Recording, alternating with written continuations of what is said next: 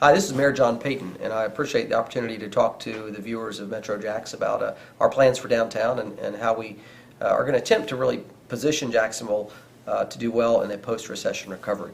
I'm going to talk about several things that we're pursuing in the last 18 months I have in office and try to give a little more detail and insight as to why we're pursuing activity in certain areas.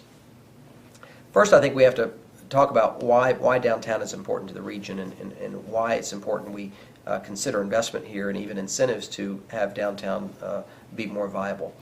First, I think you have to recognize that our population is projected to double in the next 30 years. And from a planning perspective, our county is for the most part developed out.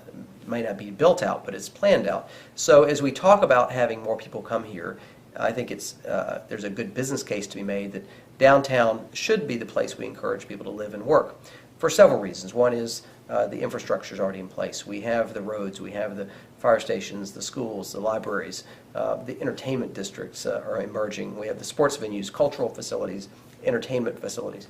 But secondly, when we do not grow downtown and we do not encourage people to live where the density is designed, it's very expensive to the taxpayer. Recreating community in the suburbs, building roads, building infrastructure, and all the necessary amenities to support community is really expensive. So it's in our interest from a business perspective to encourage people to go where the design is already in place, where we're already designed. So, and I think that's why you've seen mayors really since the consolidation of this government focusing on downtown. Even though there's not much of a constituency for it, because there are very few voters in the downtown area, I think every mayor and eventually councils come to the same conclusion that it is in our best business interest and our best interest for our tax base to really encourage people to be in this area.